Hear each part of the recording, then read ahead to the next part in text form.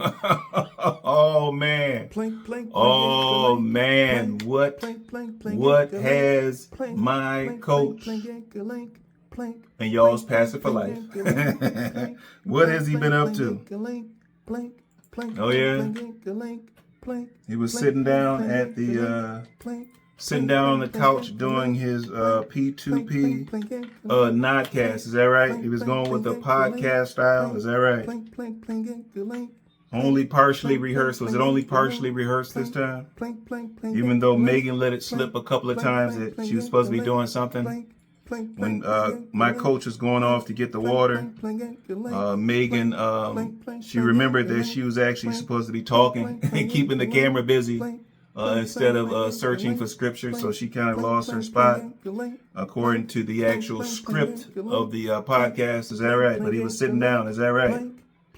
And I understand he was instructing. So first of all, he was offering some type of marital rawness or some marital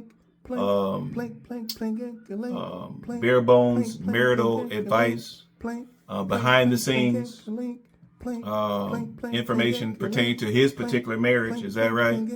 I do understand that for one reason or another, he focused on the duties of the woman. For one reason or another. Okay. Now, considering that he's far from being an expert on the duties of a husband. Okay, based on his actions, he has no clue on the duties of a husband. But for one reason or another, somehow he's an expert on the duties of the woman. And so I understand that he focused on the responsibilities of the wife. He focused on what it takes to be a true woman. Is that right? He focused on what it takes to acquire a husband, what it takes to maintain a marriage, but from the woman's perspective. Is that right? How or when did he become an expert on womanly duties? Okay. Did he refine those? Did he learn those skills? Did he refine those skills when he was behind bars? Okay. When he was shacking up with his prison boo. And his prison boo was like, stay in your place. I bring the mission, you bring the sub. When his prison boo informed him, when his prison boo instructed him on the duties of a wife, on the duties of a womanly person, and say, Tim, you bring the sub, I bring the mission. Is that where he was instructed? Is that where he learned all about the duties of a woman? Is that right? And so I understand that he spent, I don't know, maybe about 20 minutes. Did he spend about 20 minutes, 15 to 20 minutes of the nodcast informing you heavy Tim follower women on how to be women? And he really didn't spend any time on what it takes to be a man. He really didn't spend any time on the responsibilities of a husband. Is that right? Did he dwell on the fact that there are certain expectations of men, considering that they are acknowledged as being the leaders of the household? Did he focus on the fact that men have heavy responsibilities, and for one reason or another, he feels that women are not held as accountable as men? Why did he focus on that? Was he ranting about the Bible? Okay, was he ranting about women's responsibilities and the responsibilities of wives, and how he thinks he's getting shortchanged by him being the husband in this particular relationship compared to him being the wife when he was the prison boo behind bars? He feels like he's being shortchanged because he's seen it from both sides of the equation. Yes. And he said, I've been a wife before. Yes. I fulfilled womanly duties before. Okay. And now that I'm the husband, now that I'm the man, supposedly the head of the household, I prefer being the wife better. Women have it better. They have an easier road to travel. Did he focus on that? Is that right? What else? So what else did he talk about during that particular nodcast? Is that right? Okay, so he was talking about how Megan, I guess he was trying to defend why Megan has a certain appearance. He was trying to defend how it's okay for the woman to be rusty. It's okay for the woman to be crusty. It's preferred for them to be rusty. Is that right? Okay. And then he was doubling down on what it takes to be a leader within a particular congregation. And I guess he was in defense of the fact that he has never or will never belong to a congregation because he's not demonstrated certain things at home. Is that right? Okay. And so he offered a little bit of truth from his own experiences to go along with the words that were in the Bible. Is that right? Okay. Did he offer anything else during that nightcast? Anything else of value? Oh, yeah. He talked about the family moving in harmony. Okay. And so he's talking about the husband and wife moving in harmony. Okay. Even though they have separate roles, separate and distinct roles with certain amount of overlap. You talk about the family moving in harmony. He's talking about when he inhales, Megan should inhale, and Megan doesn't get to exhale until he exhales. Is that right? And so now by that thinking, when he's taking his rest, when he's taking his break, shouldn't Megan also get a rest? Shouldn't she also get a break? If they're moving in harmony, okay, if they're moving in harmony, they're working, they're diligently working, yes. They're both diligently working. And so thereby they both get a rest. They both get break time. Why is it that my coach is only talking about his break time? Okay, how he's supposedly was going so hard when he was putting up the siding or putting up the trim on that shed shack that he had to take off 2 months. He had to rest for 2 months. Okay, but yet Megan, she's constantly on duty. She's always on duty, okay? Even though she can't help out with the farm chores to the extent that she did previously, she's always working. As far as raising those 3 boys, plus little Benjamin, as far as educating those boys and cooking and cleaning and taking care of the household, Megan is always working. Okay, and so if you guys are supposedly moving in harmony, when you get a break, shouldn't Megan get a break also? No. That's the exception. Somehow there's an exception. All right. But he was talking about, well, even with the boys, even with the kids, you guys should move in harmony. Okay, you guys should inhale and you guys should exhale together. And I'm like, oh my goodness, you're talking about exhaling with a 5-year-old. Okay, do you have any idea what's going through the mind of a 5-year-old? 5-year-old / 6-year-old Noah, do you have any idea what's going through that little boy's mind? Okay, never mind some of the challenges that he faces mentally. Some people say speech-wise, but never mind the challenges that he's facing. If he was a truly healthy, a fully healthy 5 / 6-year-old, do you understand the things that would be going through his mind? Okay, trying to understand the difference between reality and fiction. Okay, the difference between reality and fantasy. Do you have any idea? Okay, and so how in the world would a 5-year-old, 6-year-old, let's say a 7-year-old, 9-year-old, 10-year-old, how in the world would you be in harmony with those kids? Okay, the only harmony that you could possibly have is the harmony of enforcement, the harmony of discipline, the harmony of consequences. That's the only harmony, okay? And now, when you talk about harmony, we understand that you're really talking about enforcement. You're really talking about those boys being obedient and staying in line. That's the harmony that you're referring to. But all this inhaling and exhaling stuff together, it's ridiculous at this point, yes? We do understand that that is certainly a cult-like thinking. We do understand that. We do understand that, in cults, you try to have people dress a uniform way. You try to have them eat at a certain time. You try to have them drink at a certain time. Try to have them, if they're doing any type of worship, have them worship together at a certain time. Wake up at a certain time together. Go to bed at a certain. We do understand, okay, that within that type of thinking, it tries to enforce a singularity whereby everyone is moving in unison, except for the cult leader. Okay, we know that the cult leader makes up his own rules, or he interprets his own rules. Yes, so he interprets the rules one way for the followers, for the flock. He interprets the rules differently for himself. But what else? Was he talking about anything else? Anything else during that foolish P2P sit down nodcast? And even though he's sitting down, it's still a nodcast.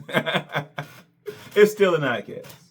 But was he talking about anything else of value during that nightcast?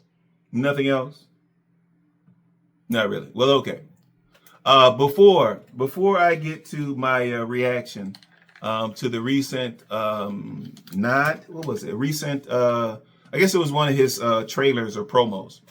Before I get to my reaction to that, first I need to recognize you guys that have been active in the comments. Keep that commentary flowing. Keep that dialogue going both ways. Of course, I have to recognize you readiest of Tim writers. I have to recognize you guys. Okay? You steady Tim supporters, I have to recognize you guys. I hear what you guys are saying. I hear what you're saying. You're saying, Captain.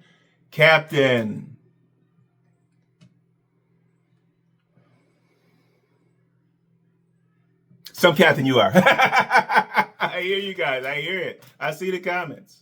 I heard what you guys say. You say, Captain, if you were truly the captain, okay, Captain, you could explain to us what problem do you have with this family?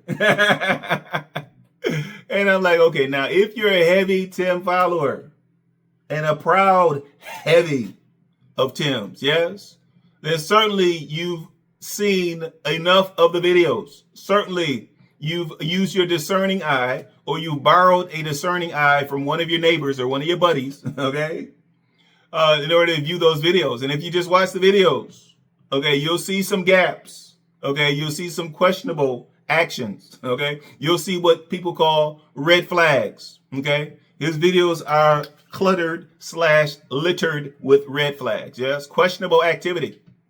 Okay, and so you ask me what problem I have with the family. Now, bear in mind, I call Tim coach. Yes, and I'm the captain. Yes. All right. Rhetorically speaking. But if all you have to do is watch the videos. If you want to know what problem I have, my problem primarily is with Tim's actions, his actions. It's not with the family so much.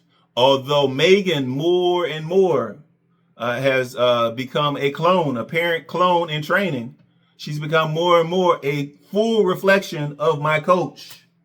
Okay, and so although initially I was strictly scrutinizing Tim's behavior, his mindset, his ideologies, initially I was just focused on him.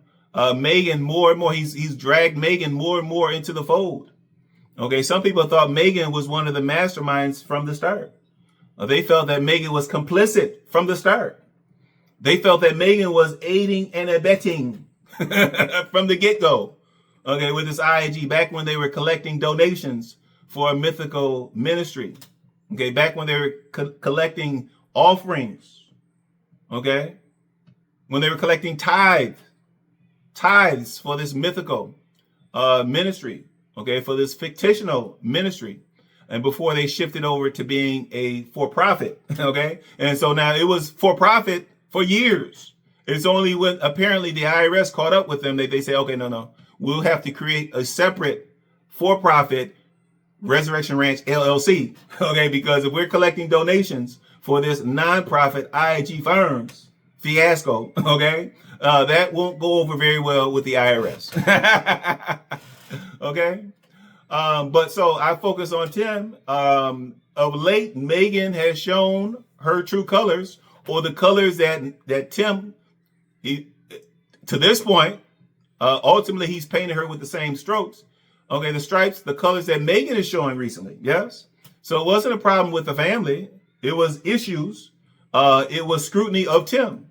Okay, but now Megan, okay, they talk about birds of a feather. Yes.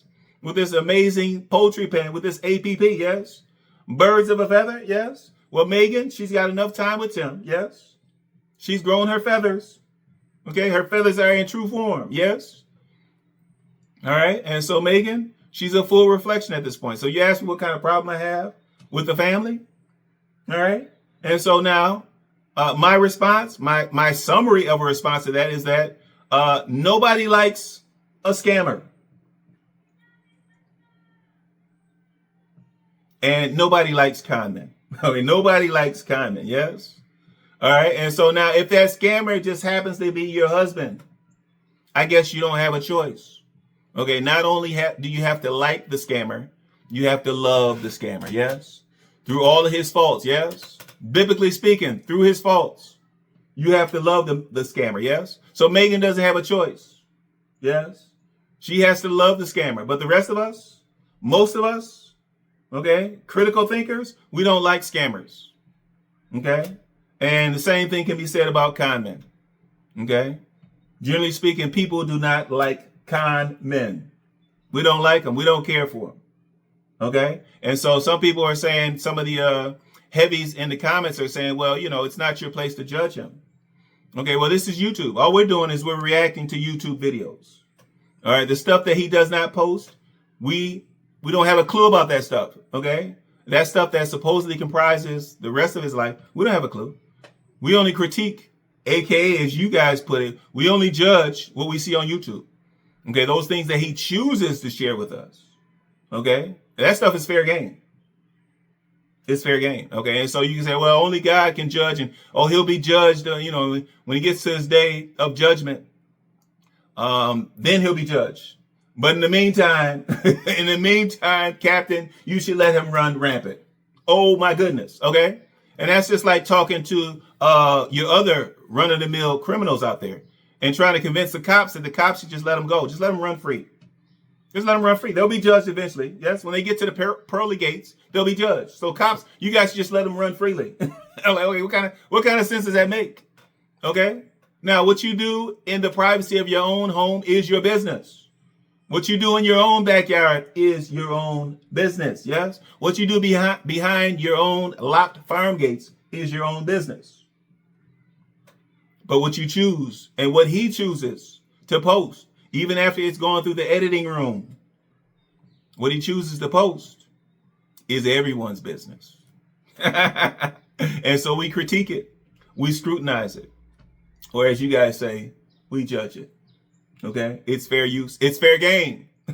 You guys be wilding in the comments. But I look forward to it. Okay? Because as long as you guys are wilding, I'm going to keep on digressing. I promise you, I'm going to keep digressing. Welcome back to the end game, where today I'm going to give my reaction to the recent IAG Farms promo / trailer. So I'm going to give my reaction to that video here. Apparently the title on this preview video, or trailer, is about Tim being exhausted.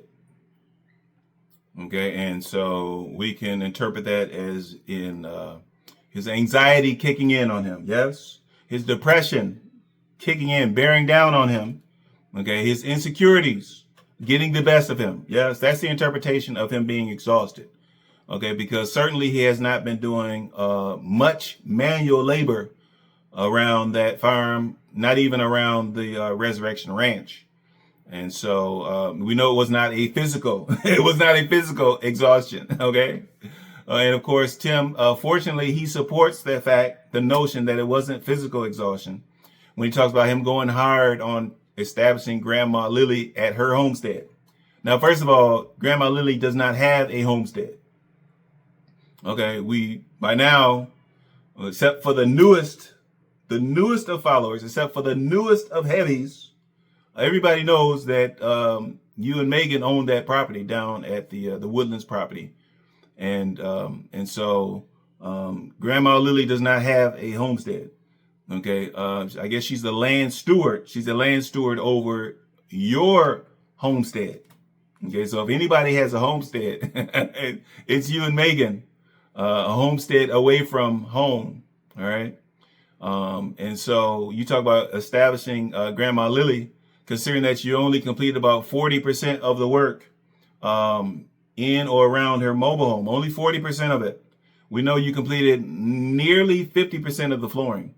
But as far as the overall work necessary in there, talk about the cabinets, talk about shelving, of course, the flooring, bathroom, tubs, vanities, ceilings, about 40% of the work over there. And so you talk about going so hard. You went so hard, but you only made it to 40%.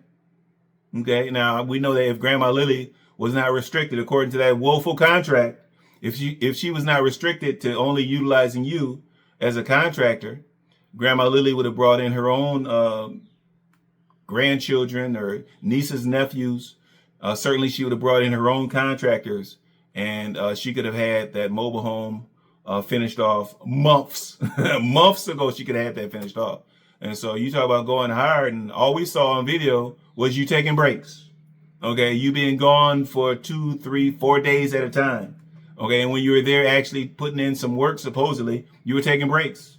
Okay, you were taking breakfast breaks, after breakfast breaks, pre-lunch, lunch breaks, and then post-lunch breaks. And of course, you had to break early for dinner. Okay, so all we saw was breaks. Okay, and so where did the supposed exhaustion come from? Oh, he told us. He only mentioned the ranch secondarily. Is that right? And what did he lead with?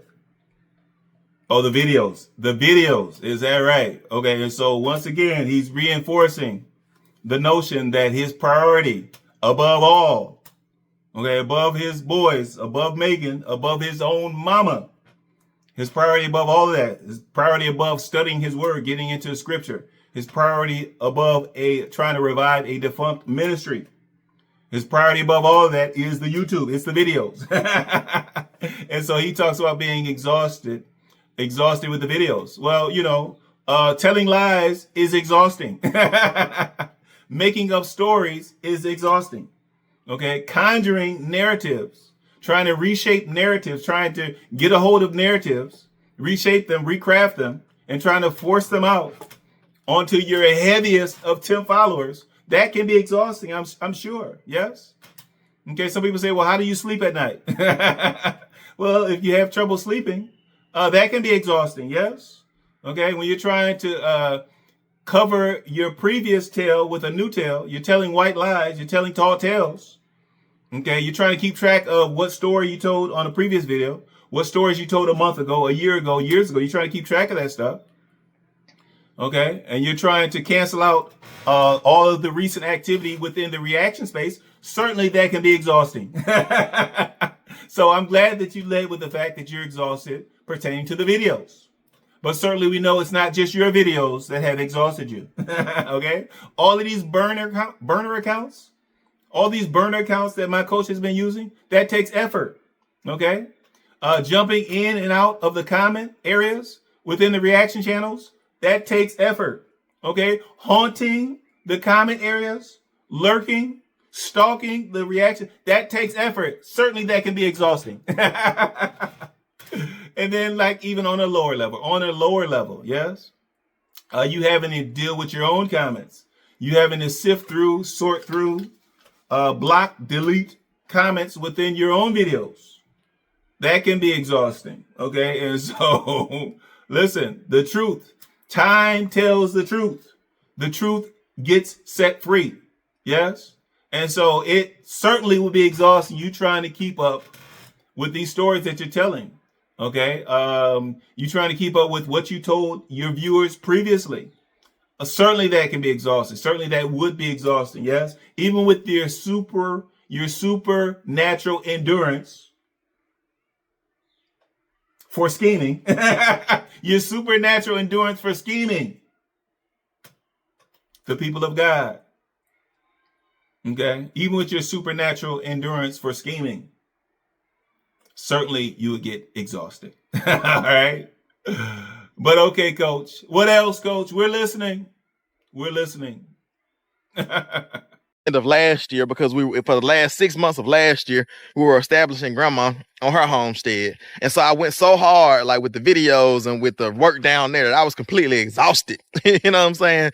At the beginning of this year. So I took a little bit of time, got my bearings back, rested up, and now I'm fresh. I'm locked and loaded, ready to go. Hold on a second. Hold on. Okay. Tim, by choice, he takes us into the homeschool room.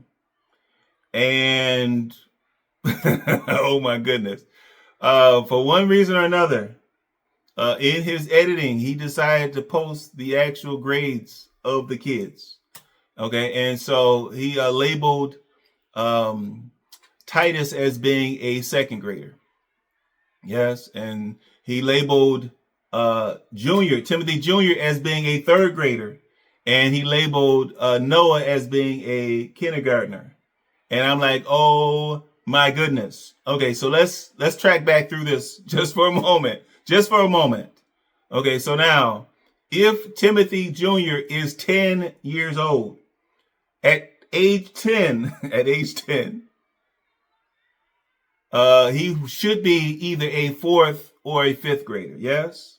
At age 10. Okay? I'm thinking a fifth grader, yes? What is he doing only in the third grade at 10 years old? What is he doing in the third grade? Okay? Now, second grade, considering that Titus should be about 8 years old, Titus is the one that should be in third grade. Okay? And so apparently the only grade that you got right, the only one that's in their appropriate grade, although they clearly have some special needs that are not being met. Some special needs academically, clearly. The only one that you got right was Noah, little Noah, as far as him being in kindergarten. Okay, so that would be age appropriate for little Noah. But for a 10-year-old to only be in the third grade, as Junior is, oh my goodness. And then for Titus to only be in the second grade, what in the world is going on? Okay, and so how in the world you claim that these boys were going to graduate by the time they were 15? Okay, and so if Timothy Jr. is 10 now, okay, in 5 more years he'll be 15. Yes, if my math is correct. In 5 more years he'll be 15. If he's in the third grade now, in 5 more years that will put him into the 8th grade.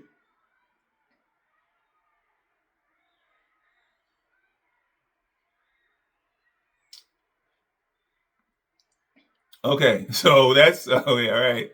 That's beyond some type of genius level. And so now how would you expect for that young man to all of a sudden accelerate himself beyond typical acceleration? I'm talking about genius level kids. Okay, how would you expect him to say if he's already behind by a couple of grades, if he's already 2 years behind by your own admission? Okay, now us viewers, we had already seen it.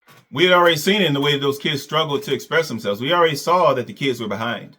Okay, and so this foolish notion that you had about graduating them at age 15, well, here we finally see some numbers, yes? And so if Junior is only in the third grade, in 5 years, if he advances at a normal rate, that will put him into the 8th grade, yes? Okay, and if he was in the 8th grade at age 15, he would still be behind by a couple of years, yes? Okay, and so how would he graduate? If he's already a couple of years behind, how in the world would he graduate early? Doesn't make sense. It's nonsense. It's absolute nonsense, yes?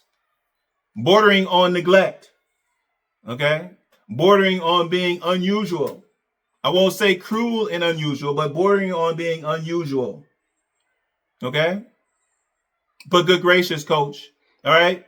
We tried to ignore the fact that you have a towel and you don't have a door on the homeschool room. You just have a towel covering the entrance. We tried to ignore that, okay? But as far as the development of these boys, coach, we can't ignore it any longer, coach. Good gracious, coach.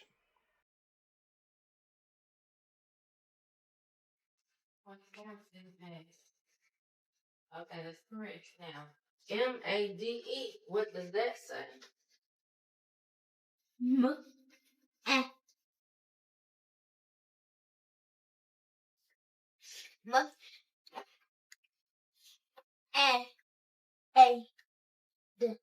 Made. Very good. Made. Because that E makes that A a long A. All right, so Tim and his insistence on taking us up close into the homeschool room, yes, he's putting the deficiencies of the boys' education front and center, yes, on Blast Street. Good gracious, and so supposedly little Noah is a kindergartner, yes, and he's struggling with his phonics. Of course, clearly he's struggling with his phonics. And he's struggling to pronounce pancakes. And Tim pans away. Once the struggle starts, he pans away. And I guess, while he was panned away and in the editing room, I guess Megan told him a few times, it's pancakes. Okay. And so I guess Megan gave him the coaching that my coach edited out to make it appear as though he knew how to pronounce pancakes, or as though he or as though he learned how to pronounce pancakes. But clearly he was struggling. Clearly he was failing. Yes. And so, I guess we can thank you, Coach, for sharing this with us, Coach. We can thank you for your arrogance around your homeschool. We can thank you for your arrogance around burdening Megan with educating 3 boys simultaneously. So we can thank you for sharing with us the nonsense around that homeschooling. We see the deficiencies, we see the weaknesses, and we certainly see the failures at this point, Coach. And unfortunately, it's not a laughing matter, Coach. It's not a laughing matter. Right? So here we go. Let's read this again. Taylor made 7 What letter is this? P. Okay. What sound does P make? P. Okay, so let's start this word with the P sound. P. N. P. Okay, so that's very good. P and Pan. okay, now let's sound out the rest of it. K. K. Actually, look at that E. Pan. Hold on again. I thought that Megan was coaching him on pancakes. And of course, my coach probably jumped and said, pancakes. I thought they were merely coaching the boy. Okay. But if you slow things down and you pause for a moment, it appears that my coach actually dubbed. In the editing room, he actually dubbed a voice of someone saying cakes, pancakes. Okay. I can't make out whether it's actually Noah's voice, whether he was just repeating something that Megan said when she was saying pancakes, and he repeated it after her. But when Noah was looking at the book, okay, all we heard was pan, and then we heard someone say cakes. Okay, and of course, Noah's his head was turned to us. Oh my goodness, my coach in his infinite editing strength, his infinite editing endurance, he actually is dubbing voices. Is that what it's come to, Coach? You trying to defend this nonsense, this failure of a homeschool experiment / punishment? You trying to defend this by dubbing in a voice on pancakes, Coach? Okay, clearly Noah did not read the word pancakes, Coach. We're not that ignorant. You mean some of the heavies, maybe? Well, most of us are not that ignorant, Coach. We see that the voice was dubbed, Coach. But good gracious, Coach, good gracious. Pancakes. Very good. Now, let's start at the Pancakes. very good. Now, let's start at the All right, so finally, after Noah's been heavily coached on pancakes, after my coach did his dubbing in the editing room, they go back to having Noah read the sentence from the beginning. And so although he mispronounced the name Taylor, and although Megan instructed him on how to properly pronounce the name, after the coaching and the time spent on panning away and Tim jumping in and being the enforcer on him learning to say the word pancakes. Of course, when they go back to read the beginning of the sentence, Noah once again mispronounces the name Taylor. Okay, and so there were no phonetics. Megan didn't put any effort into trying to get him to pronounce the word or the name Taylor phonetically. And so he struggled with it yet again. Okay, and so, failure upon failure at this point. But Coach, Thank you for taking us inside of the homeschool room. Yes. So we don't have to speculate any further, okay, on the mishaps and the nonsense, okay, the inefficiencies that are going on, the miseducation that's going on in that room, the undereducation that's going on in that room. Okay, when you have a 10-year-old that's in the 3rd grade, yes, that's undereducation, yes. At least if he was in a public school system, okay, he would qualify for special education. Okay, and so if he was getting special education, he would likely be in the 5th grade and just be getting special ed support, yes. But with him being relegated to homeschooling, okay, with him being forced to suffer through the insufficient homeschooling, okay, that boy's in the 3rd grade, okay. He's in 3rd. Thank goodness he's not in a regular public school, yes, because there would be a certain amount of ridicule that he would have to suffer through, yes. And so now, is this one of the reasons why you guys pulled them out of that private school? Because when they tested Timothy Jr., they found out that he was a couple of years behind. Yes. When they tested little Titus, they found out that Titus was at least a year behind. Okay. Is that why you pulled them out? And you're like, no, I want my boys to be advanced. How are you telling me that not only are they not on pace with other kids their age, but they're behind by a couple of years? Huh? Is this why you pulled them out of the private school? Is this why you'll never send them to a public school? Because these boys are too far behind? Is this why? My goodness, coach. My goodness. The beginning and read this sentence. Taylor made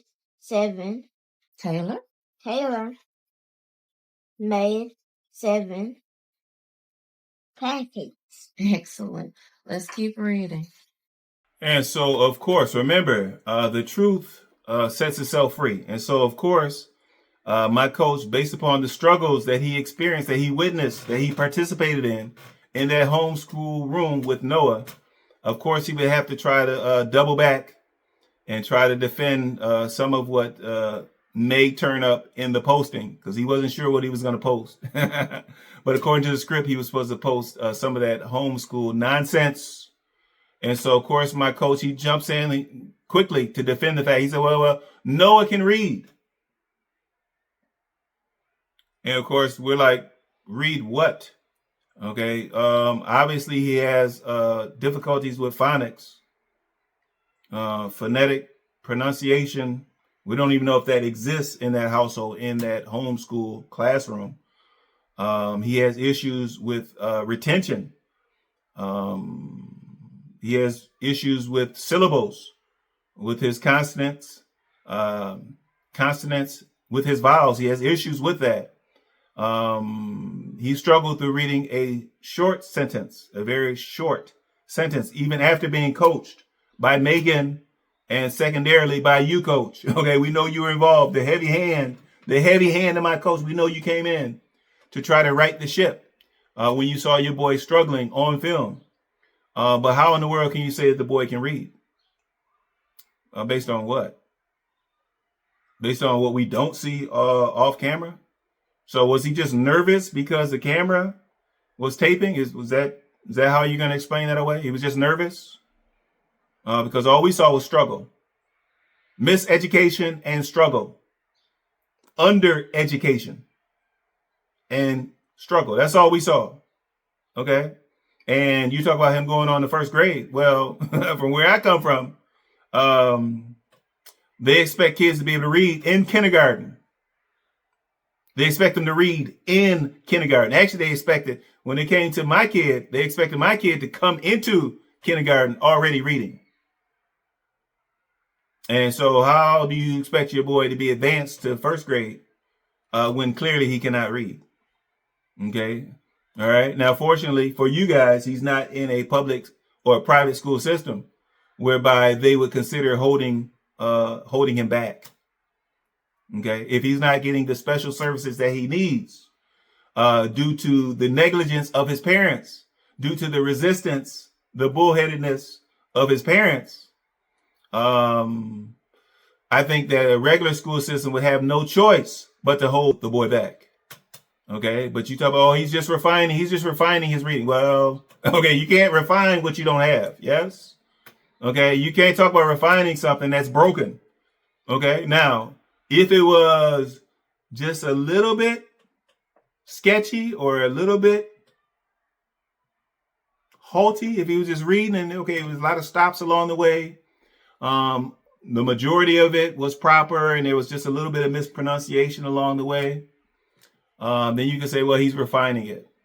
But when it's broken, when it's shattered, when it's never been completed in the first place, when it's never been developed in the first place, you're not refining. You're not at the point of refining it. Okay, that little boy needs to learn how to read. Okay, and now if Megan is not up to the task because she's doing other things around that farm, or because she's not qualified, or because she's distracted with educating those other two boys, plus little Benjamin, you need to get a true educator in that farm, around those boys, or get some tutors. Yes, you're supposedly a 6-figure content creator. You can afford to get some tutors. Yes, and certainly Megan would appreciate the break. Good gracious, coach. Good gracious.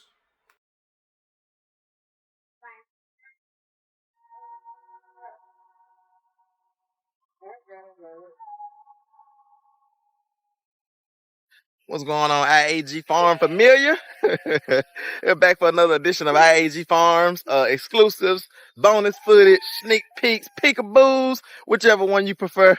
And it's a lot of amazing things going on the farm. I just gave y'all a sneak peek in on homeschool. Noah is he knows how to read already, but he's refining his reading. And I think he's moving into first grade. I believe he's just finishing kindergarten, moving into first grade. Tim talks about how it's amazing to see Megan teach all of the boys how to read. And I'm like, okay, we've seen Titus struggle with his reading. We've seen him struggle when you guys had that bet on which sheep was going to drop the first lamb, or what month the lamb was going to be dropped. We saw that Titus struggle with that. He even struggled with identifying the names. The name, identifying, well, that's me, Titus, and that's Timothy Jr., and that's Noah. He even struggled with identifying names that he pronounces on a regular basis. He struggled with those on a piece of paper. We've heard Timothy Jr. have certain struggles. And now, full blast, we see that little Noah is handicapped when it comes to reading. So you talk about it's amazing. What kind of standard are you working with, Coach? What kind of standard? We know that you skipped plenty of schooling during your teenage years. Okay, apparently you skipped plenty of schooling when you were getting your GED behind the bars. Okay, and so what standard are you working with? Okay, whereby you think that Megan is doing an amazing job.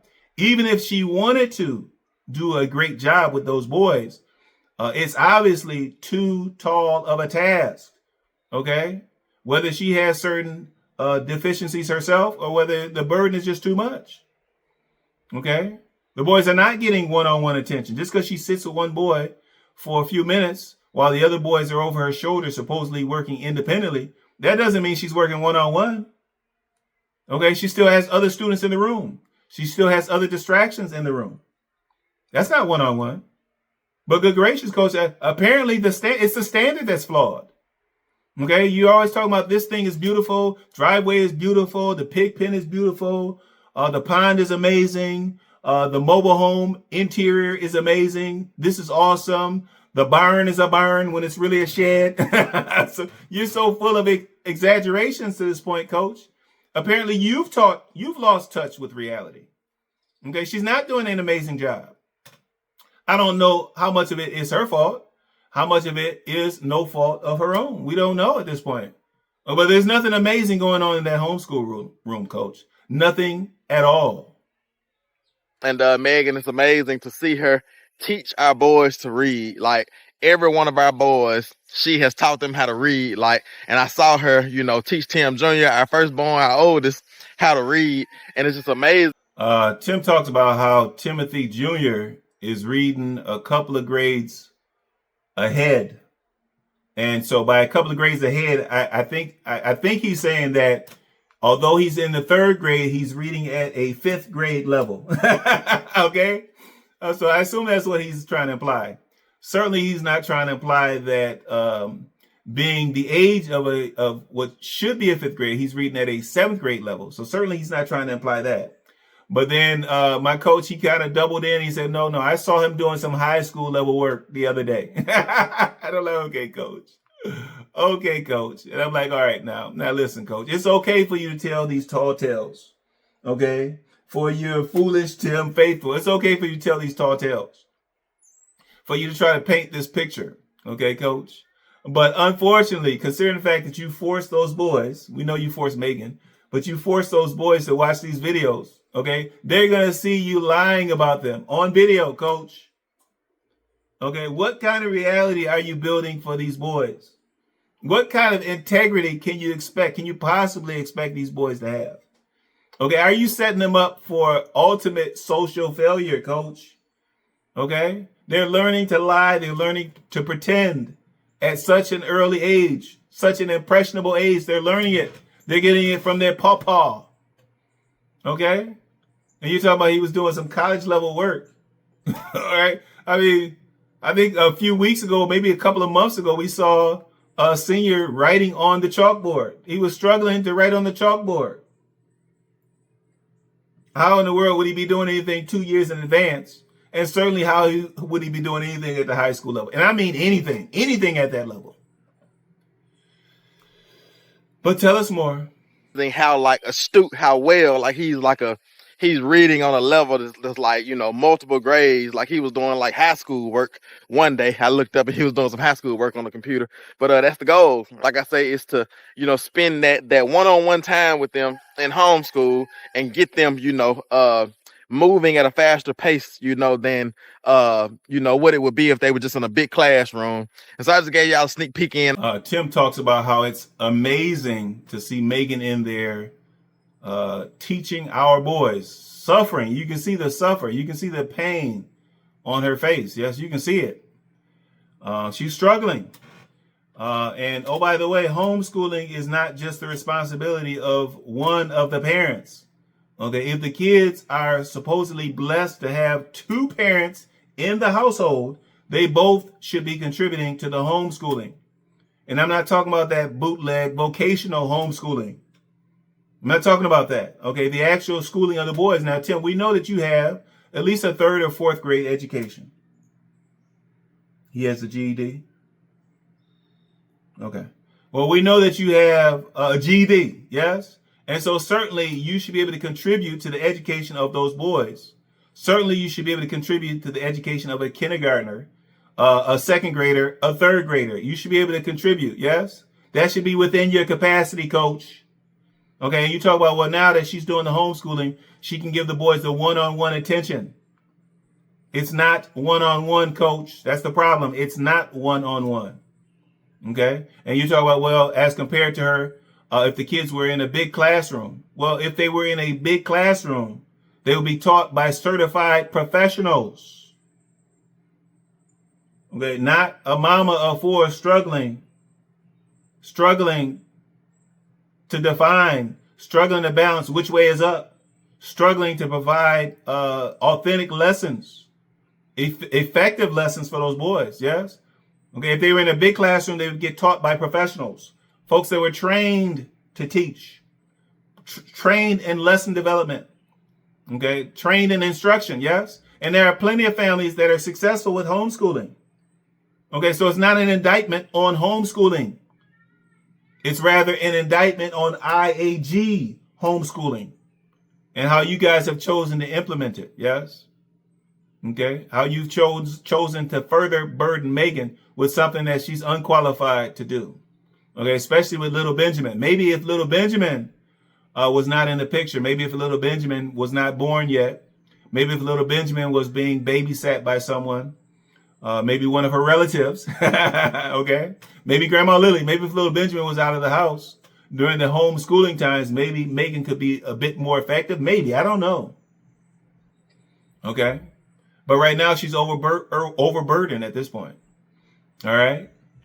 So they're not getting the one-on-one, and they're getting less than. There's no advancement going on. Okay. If there's anything, okay, there's regression. If there's anything, there's regression going on. Okay. You have advancement, you have regression. Yes. If anything. Okay. And those boys' growth is being stunted. Certainly their development, but their educational growth is being stunted at this point. So how can you profess some type of advancement when they're clearly being stunted? What else, Coach? What else? On homeschool, but yeah, it's just a beautiful thing to see her and they're teaching our boys. All right, so Tim, he offers up the fact that it's great to see Megan schooling their own boys rather than educating other kids or what have you. He comes back to this myth that he's offered in the past about Megan being a professor or teaching at the college, but only here, like I said, the truth frees itself eventually. So only here this time, only difference this time is Coach is like, well, no, she was mainly in administration at the college. All right. Okay. And I know that the reaction channels have revealed that. Okay. They revealed the fact that she was an administrator in administration. Some people say that she was a secretary or an administrative assistant. That's what some people say. There is no shame in that. Okay. But for years, he tried to claim that she was a teacher or a professor at the college. Okay. So now at least here he's saying, well, she worked at the college. She merely worked at the college and she taught some classes from time to time. And so based upon my coach and his exaggerations, both over exaggeration and under exaggeration, if he says that she taught class from time to time, I can take that to mean that she taught 1 or 2 classes, 1 or 2 classes ever. Okay. But he talks about, well, it's good to see her at home teaching and it's good to see our boys excelling. And I'm like, okay, Coach, what lens are you looking through, Coach? Okay, if you're going to use that lens in order to evaluate your boy's education, Coach, please edit out all of this homeschool footage. Edit it all out. Okay? Anytime those boys have to read something, edit it out, Coach, please. Anytime there's something where they have to do something mathematical, cut it out, Coach. Any of these science experiments where Megan is the only one that's getting something out of the experiment. Megan is the only one that's in awe, the only one that's showing some type of amazement, the only one that's engaged in the experiment. Edit all of this out, Coach. Anything educational related to the farm, Coach, it should just be edited. Edit it right on out, Coach. All right? Otherwise, it's open for the world to see, Coach. Okay, and what we see makes us want to cover our eyes, Coach. Okay, what we see makes us want to cover our eyes. Good gracious, Coach. And being able to not go and teach other people, because y'all know that Megan taught at a college and she was in administration and she also taught classes, but she was mainly in administration but taught classes here and there. But y'all know that she worked at a college before she went full-time on the farm, full-time as a mom, full-time on the homeschooling and all those type of things. And so it's just a beautiful thing to see her teach our kids, you know what I'm saying, and see them excelling and see them growing. Because Tim says that he's like the homeschool principal. And of course, we know what that means. Yes, that means he comes in heavy-handed in order to try to keep those boys on task. Okay, so now those boys being distracted is highly age appropriate. It's age appropriate for them to be distracted. Okay, if their teacher / instructor, Mama Megan, is over working with Tim Jr., it's understandable that Titus might get off task. Okay. If Megan is working with Titus, it's fully understandable that little 6-year-old Noah would get off task, get distracted. And then if little Benjamin is over there in the crib, as he usually is, it's understandable that everybody would get off task. Okay. And so Tim being the homeschool principal, I'm sure he comes in there in order to right the ship. He tries to clean it up and he talks about some blind spots. And I'm like, okay, educationally, Coach, isn't your life a blind spot? Educationally, huh? All right. And so what blind spots? You talk about coming in there and testing the boys based upon their grade level. Okay, well, if you were testing those boys accurately, all right, then Titus would not be a year behind. Okay. Timothy Jr. would not be 2 years behind. Okay. And then Noah would not be at least a year behind. Okay, if you were testing them based upon some type of educational methodology, not based upon what you deem is important. Okay, but you talk about how you come in and you test, you put pressure on them. And I'm like, okay, now educationally, for these boys at their age, they don't need any pressure educationally. They get enough pressure out there on the farm when they're operating the farm, doing those farm chores, etc. They get enough pressure when they're out there and you got the camera rolling, when they have to go through rehearsals of these scripts that you formulate for the IAG and recently for the Resurrection Ranch. Okay, they get enough pressure. Okay, when they're forced to participate in these tall tales, okay, participate in some of these falsehoods and some of these schemes, then forced to participate in it when they know it's not the truth, when they know it's a stretch, it's an exaggeration. They get enough pressure in those areas, in those arenas. Okay, and so the last place they need pressure is in the classroom. That's the last place that they need pressure. I'm talking about you putting pressure on them. What?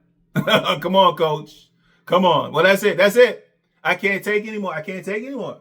I can see, like, every time I go in and check on them, because I'm kind of like the homeschool principal, it's my job to make sure that, to eliminate the blind spots, because Megan is in there every single day. And so she may have a blind spot. And so sometimes I jump in and I test the boys, I kind of look at their curriculum and I figure out like what level they should be on. And, I go in and I test them and I put pressure on them to see, are they actually learning and are they actually on the level that they need to be on? But it's just a beautiful thing. And Megan's doing an amazing job. The boys are doing an amazing job. And it's a lot going on, a lot of exciting things going on the farm and on the ranch and on the guy. I can't take no more. That's it for my reaction to that recent promotion or promo or trailer or sneak peek. That's it for my reaction. Please like, comment, and subscribe. Chop it up in the comments. Burner, Tim, Heavies, I want you guys to get in the comments. Tell me, I want you to go in the comments and defend this education that these boys are getting. Tell me how you perceive these boys to be excelled. Yes. Tell me about how Timothy Jr. is advanced in his learning. Okay. Tell me why it's acceptable for a 10-year-old to be only in the 3rd grade mentally. Get up in the comments. You're in the comments for everything else. Get up in the comments for that. Explain that to me. Yes. All right. I do want to shoot out some love to my current subscribers. Thank you for showing me that love. I do appreciate it. For those viewers that have not yet subscribed, please consider subscribing so that we can continue to shine that light. Until next time.